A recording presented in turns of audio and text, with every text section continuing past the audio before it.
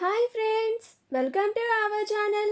గుండె నిండా గుడి గంటలు సీరియల్ నెక్స్ట్ ఎపిసోడ్లో ఏం జరగబోతోందో ఈ వీడియోలో చూసి తెలుసుకుందాం.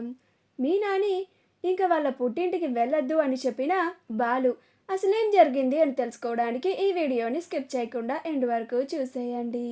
బాలు శివ ఇచ్చిన డబ్బులని తీసుకొని వచ్చి వాళ్ళ నాన్నకి ఇస్తాడు. అప్పుడు సత్యం, ఈ డబ్బులు ఎక్కడి నుంచి వచ్చాయిరా అని అంటాడు.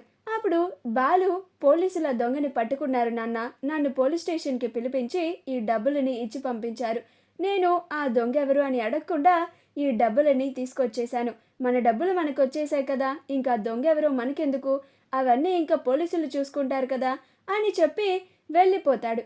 అప్పుడు మీనా, ఇదేంటి ఈయన దొంగ ఎవరో చెప్పడం లేదేంటి, ఏదో దాస్తున్నారు, వెంటనే ఆయన్ని అడగాలి అని తను కూడా వాళ్ళ గదిలోకి వెళ్తుంది. అలా వాళ్ళ గదిలోకి వెళ్ళగానే ఏవండి అని అంటుంది. అప్పుడు బాలు ఆగి, ఏంటి మీనా అని అంటాడు. అప్పుడు మీనా, దొంగెవరో మీకు తెలుసు కదండి అని అంటుంది.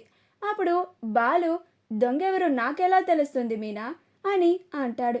అమ్మో, ఈ మీనాకి నా మీద అనుమానం వచ్చినట్లుగా ఉంది అని అనుకుంటూ ఉంటాడు.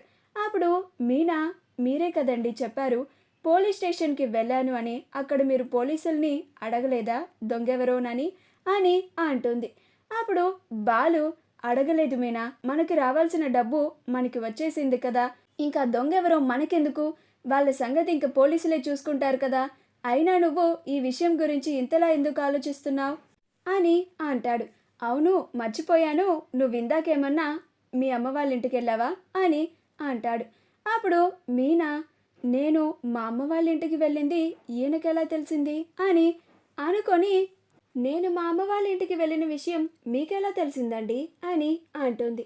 అప్పుడు బాలు, ఎందుకంటే ఆ శివగాడు నా దగ్గరికి వచ్చి మా అక్కకి ఆ గుణ దగ్గర పని చేయొద్దు అని చెప్పి నేను నీకు చెప్పి అక్కడికి పంపించి శివగాడితో నువ్వు అలా మాట్లాడేలాగా చేశానంట, వాడు ఆ నిందని నా మీద వేస్తున్నాడు అని అంటాడు.